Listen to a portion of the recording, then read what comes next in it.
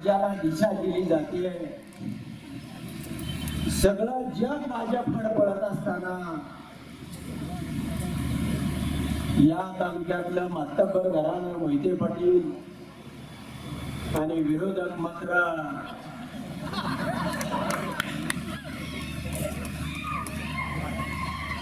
या भाजपचं थोडं सांगा ना.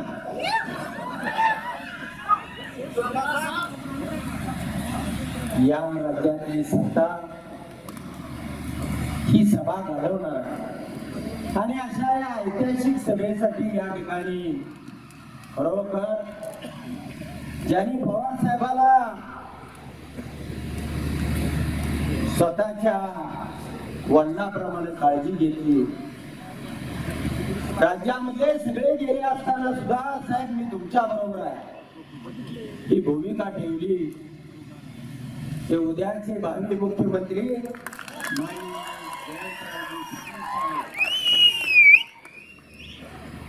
या तालुक्याचे चाणक्य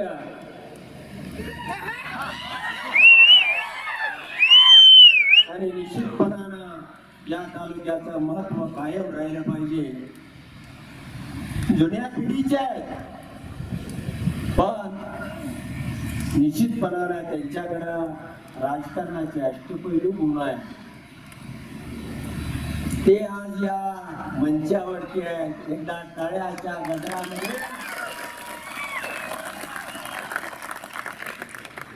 आपल्या लोकसभेचे एक दमदार उमेदवार, आमचे सहकारी, आमच्या वयाचे,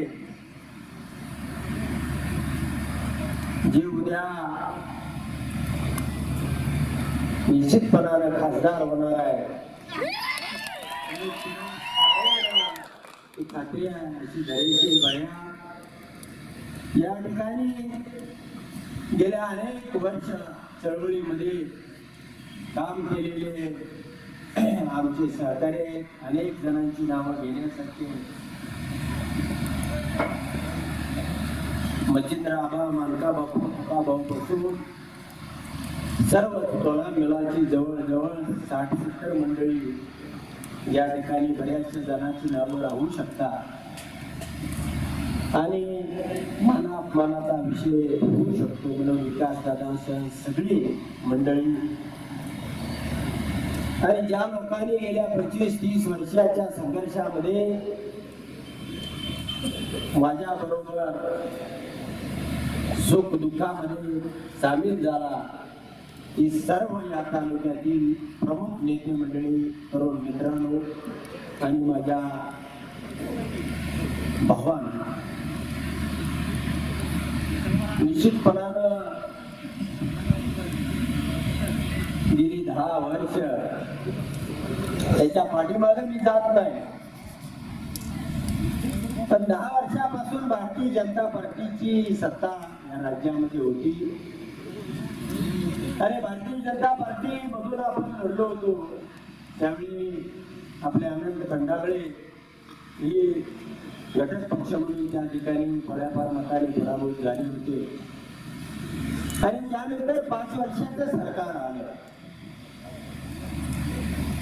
आणि त्या 5 वर्षाच्या सरकारमध्ये त्या सरकारने आपला कुठेही विकासाचे वेगवेगळ्या माध्यमातून आपल्याला मदतीचा हात असेल असं कोणतंही धोरण त्या ठिकाणी त्यांनी केलं नाही आणि सत्तेच्या धुंदीमध्ये त्यांना आपण कुठं दिसलो पण नाही. 19ची लोकसभा आली आणि त्या 19च्या लोकसभेमध्ये मोहिते पाटील सुद्धा भारतीय जनता पार्टीमध्ये आले. आपण हा पुरोगामी माडा मतदारसंघ हा भारतीय जनता पार्टीच्या ताब्यामध्ये दिला. आपल्या तालुक्याने 1,16,000 इतकं मताधिक्य दिलं आणि त्याच्या जोरावरती भारतीय जनता पार्टीचे खासदार निवडून आले. मित्रांनो, त्यानंतर मात्र पार्टीच्या डोक्यामध्ये वेगवेगळे विषय शिजायला लागले.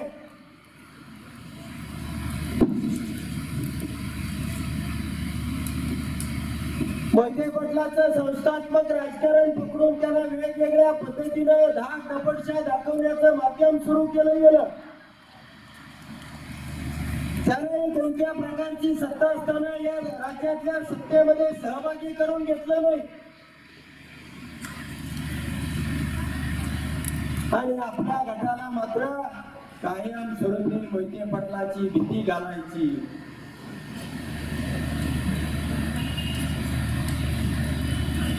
जानकर आणि मोहिते पाटील कधी एक होऊ शकत नाही ही मानसिकता ठेवून त्यांनी प्लॅन बनवला प्लॅन आणि त्या ठिकाणी सांगितलं गेलं की तुम्ही दोघांनी लढायचं नाही. बीडहून आणलेलं हे पार्सल चालवायचं. मित्रांनो मी जन्मजात वंडखोर असल्यामुळे मी काय ऐकलं नाही.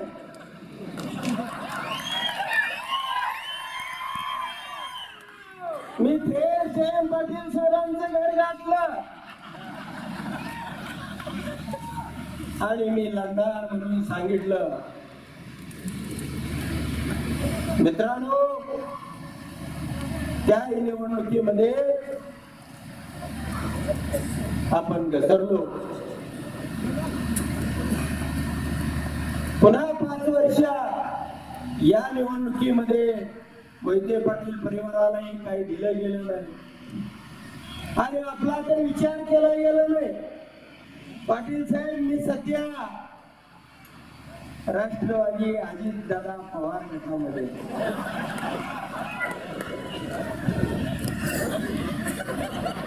त्याबाबत मी पुढे सांगणार पण मी त्या हस्तामध्ये आहे.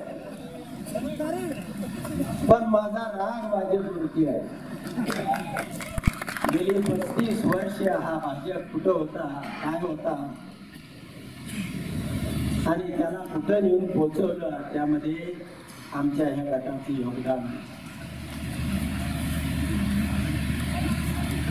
आणि मग 1 वर्षापर्यंत आम्ही पाहिलं एक राज्यामध्ये प्लॅन शिजत होता.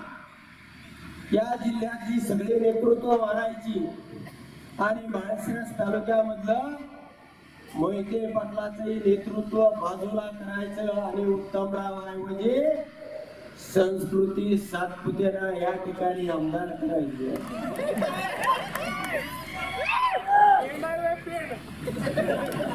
त्याला सोलापूरमध्ये निवडून आणायचं.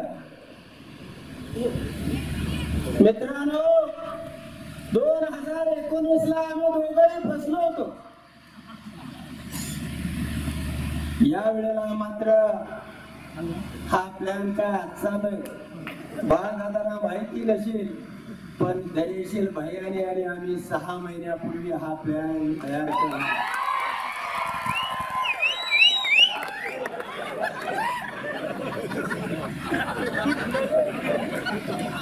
की तुम्ही तिकीट मागायचं आणि मी तिकीट मागायचं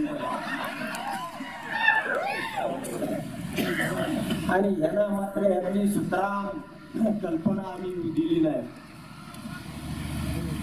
पुढं जात राहिलो. सोलापूरमध्ये आमचे हजारो कार्यकर्ते 2-3 हजार कार्यकर्ते 15-3 आठवडे राबत होते. पण मला कल्पना होती हे तिकीट दिलं जाणार नाही. धैर्यशील भैया हे गावोगाव फिरायचे तालुका फिरायचे आणि प्रत्येक मुलाखतीमध्ये असं सांगायचे की मी लोकांचा अंदाज घेतोय मी एक दिवशी फोन केला अहो तुम्ही उभा राहणार आहे हे सांगितल्याशिवाय लोक पेटणार कशी. आणि एक दिवशी त्याने सांगून टाकलं की मी सुद्धा इच्छुक आहे.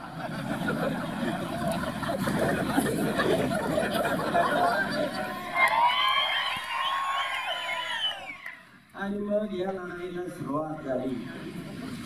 मित्रांनो भारतीय जनता पार्टीने जसं अशोकराव चव्हाणांसहित अनेकाला फसवलं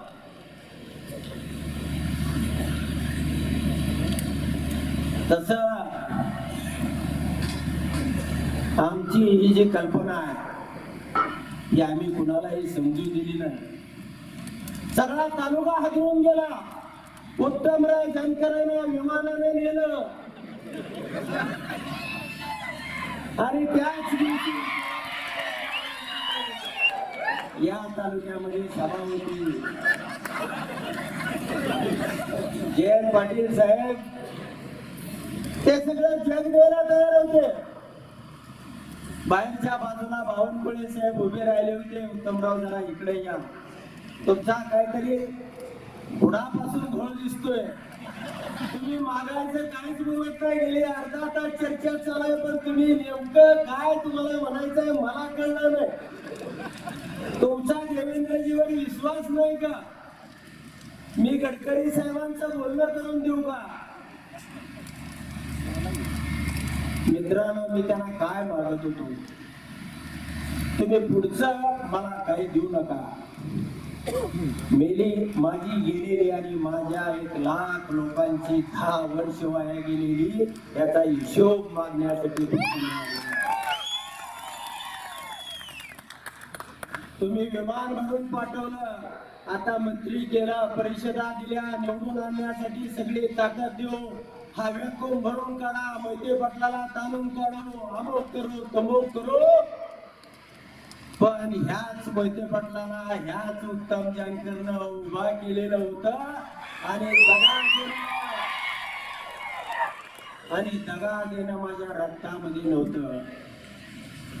मित्रांनो, कुठल्या तालुक्यामध्ये असं उदाहरण घडणार नाही. जर आपण शब्द दिला असेल तर त्या ठिकाणी प्राणापेक्षा सुद्धा तो पाळला गेला पाहिजे.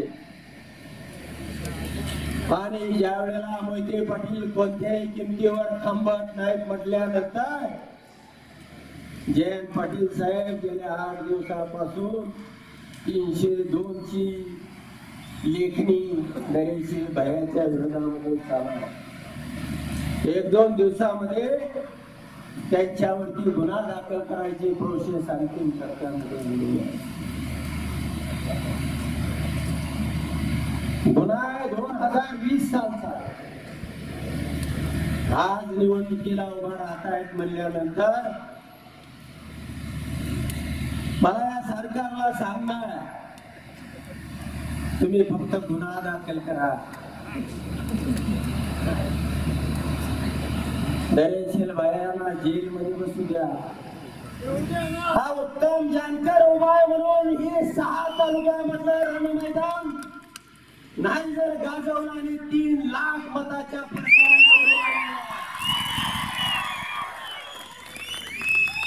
नुसतं एवढाच नाही, ज्या दिवशी निवडणुकीचा निकाल होईल त्या दिवशी बेल नाही तर जेल फोडून दरेशील भैयाची मिरवणूक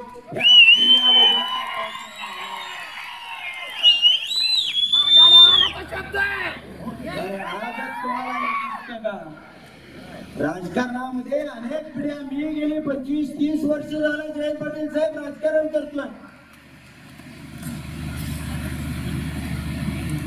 या प्रत्येक माणसाच्या मनामध्ये एक शंका आहे आणि मलाही फोनवरती आणि प्रत्येक माणूस सांगतोय, जयंत पाटील साहेब त्यांना एक वेदी दाखवली जाते तशी मलाही तुमचा दाखलाच ठेवणार नाही. न्याय संस्था आमच्या काची खाली आम्ही तिच्या नरडीवरती आमचा पाय आहे आणि तुमचा दाखला आम्ही ठेवणार नाही. मग तुम्ही कसं आमदार होणार? तुम्ही सुद्धा काळजीत पडलाय. हा उत्तम जानकर चटणी भाकरी खाऊन तेल संपल्यानंतर मोटरसायकल पालथी पाडून पंपापर्यंत येणारा हा उत्तम जानकर चळवळीच्या टप्प्यावरती मी कधी ग्रामपंचायतीचा सदस्य होईल असं मला कधी वाटलं नव्हतं. मित्रांनो, राजकारणामध्ये शत्रुत्व सुद्धा असतं. मोहिते पाटलांनी माझ्यावर सुद्धा 27 केसेस दाखल केल्या. म्हणजे मी काय गुन्हेगार होतो असं नाही. मी दिसला तलाठी की मार पावाडी, दिसला पटकरी की बडव पाड्या. माझा एक धंदा असाच होता.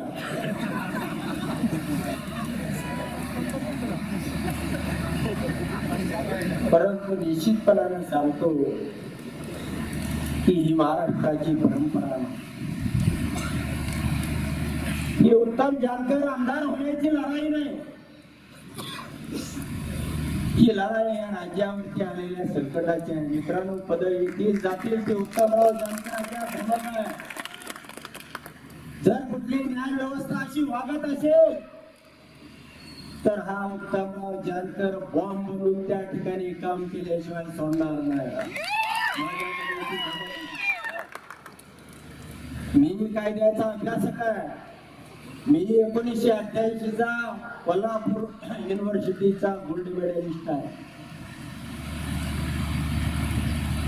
त्यामुळं तुम्ही अशा धमक्या देण्यानं, म्हणून जयंत पाटील साहेब आपल्याला विनंती आहे की निश्चितपणानं मी काय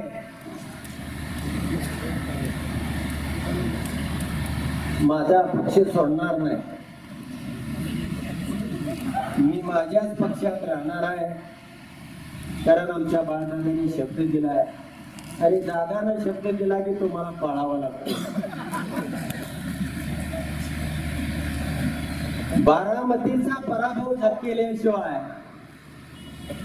आणि त्या ठिकाणी सुप्रिया ताईला निवडून आणल्याशिवाय मी या पक्षातनं हटत नाही. आमच्या पक्षप्रमुखाचा पराभव आणि तिथं अडकलेलं हे घड्याळाचं चिन्ह घेऊन पुढचा आपण निर्णय निश्चितपणानं करू. मी पक्षीय असो अपक्ष असो, जय पाटील साहेब,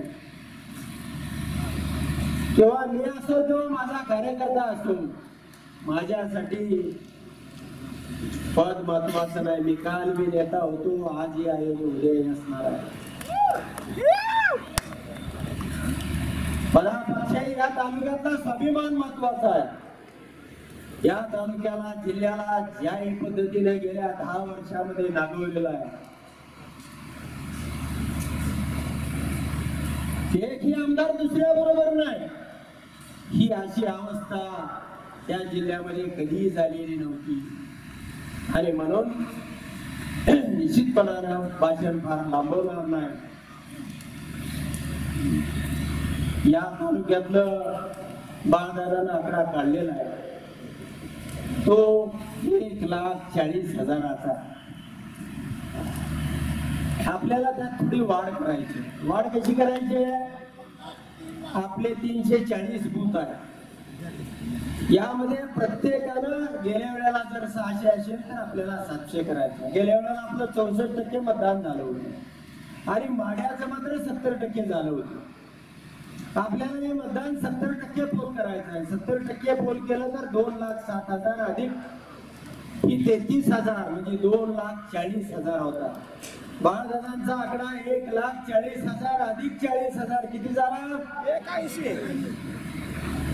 तो माडा खिशात. मग हल्ला सोलापूर आणि बारामती वरच्या भागातले पुरुष पासून आज हे इधर आणि वेळापूर पासून खालचे आज हे उदर. ही आपल्याला सुरुवात करायची आहे. या तालुक्यामध्ये फार मोठं काही काम आहे असं मला वाटत नाही. आपला माणूस एकही मला बाजूला दिसत नाही. आणि मित्रांनो, मला तुम्हाला विनंती करायची आहे, मनापासून विनंती करायची आहे. माझ्या वेळेला तुम्ही नाही आला तरी चालेल. मी काय 1.5 लाखाला 2 लाखाने निवडून आलो का लाखाला आलं काय फार फरक पडणार नाही. पण ही वेळ आणीबाणीची आहे. ही महाराष्ट्राच्या परिवर्तनाची आहे. मोहिते पाटलांनी सुद्धा धाडस केल्या. अनेक संकटावरती मात करून ते बाहेर पडलेले आणि ते केवळ उत्तम जानकरांनी उत्तम जानकरच्या शब्दावरती विश्वास ठेवून पडलेले आहे. विमान आणलं काय आणि आज येणारं बोईंग माघारी पाठवलं काय? निश्चितपणानं आपण दिलेला शब्द हा पाळला पाहिजे. आपण एकत्र प्रामाणिकपणानं आलो पाहिजे. म्हणून प्रत्येक बूथ वरती आपण 100 मतं वाढवली पाहिजे. दुसरा, जयंत पाटील साहेब, तुमच्यातल्या एका हिरोनं कोर्टामध्ये धनगर समाजाच्या एसटीच्या आरक्षणाची केस दाखल केली आणि निकाल लागणार आणि हायकोर्टामध्ये सुद्धा आणि सुप्रीम कोर्टामध्ये सुद्धा धनगर आणि धनगड वेगळे अशा पद्धतीचा त्या ठिकाणी निकाल दिलेला आहे. धनगर समाजाच्या बांधवांना मलाही सांगायचं आहे, भाजप आणि धनगर सुद्धा वेगवेगळा आहे. हे सुद्धा आपल्याला येणाऱ्या निवडणुकीमध्ये दाखवून द्यावं लागणार आहे आणि हे आपल्याला करायचं आहे. निश्चितपणाने सांगा की पाठीमागची कारणं काढू नका की मी कधी मोहिते पाटलाचं बटनच दाबलं नाही, माझा हात कधी तिकडे गेलाच नाही. अजूनही कुणी अशा पद्धतीची चर्चा, आज मोहिते पाटीलच उत्तमराव जानकरांचं बटन दाबणार आहे. त्यामुळं कोणी अशा प्रकारचा मनुष्य वागता कामा नये किंवा एकही मनुष्य आपल्यापासून बाजूला राहता कामा नये. ही एकमेकाच्या विश्वासावरची ही लढाई आहे आणि म्हणून सोलापूरला ज्या पद्धतीनं नाव राम आहे, पण वागला काय बघितलं का? रामनवमीचा कार्यक्रम आणि एक माझ्या मुलीसारखी आणि अनेक महिला आहेत, राम मर्यादा पुरुष होते, त्याची घोषणा, त्याचा हातवारी